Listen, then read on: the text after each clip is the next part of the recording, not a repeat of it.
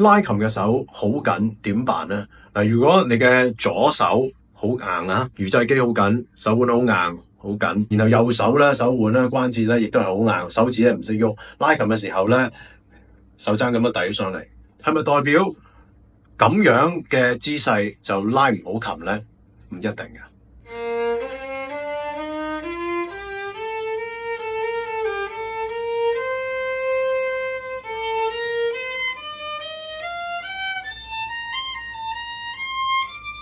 呢個簡單嘅示範係想講啲乜嘢嘢呢？唔好等到你嘅手完全放鬆，或者完全係順眼對住塊鏡，完全都冇緊張。唔好等到呢一日嘅來臨，你先至拉好一首曲。如果你有放鬆嘅關節，你有放鬆嘅手腕，固之然好啦。但係如果喺呢一樣嘢暫時未做到嘅時候，你對自己嘅要求夠高，你仍然都可以最低限度拉準啲音。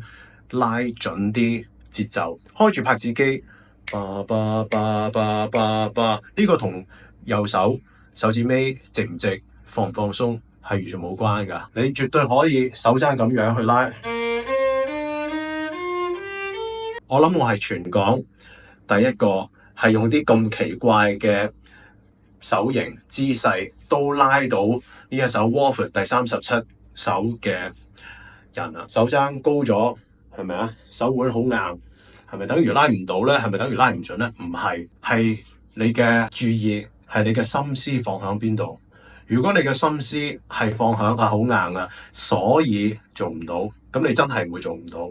但係如果你對自己，你同自己講，就算我而家好緊，但係我對音準嘅要求放喺第一位，比乜嘢都重要。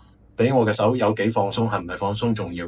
咁你仍然都可以係拉得好聽。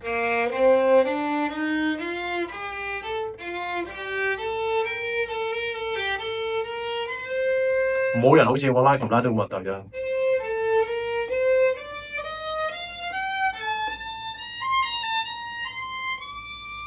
咁但係我仍然拉到，係因為我知道不能夠因為手腕好緊，然後就放棄個音準。所以大家試下對呢個音準同埋呢個節奏對拍子嘅要求嚴格一啲，你會發覺咧手腕其實唔緊要嘅，緊啲鬆啲，一樣都拉到，一樣都可以好聽嘅。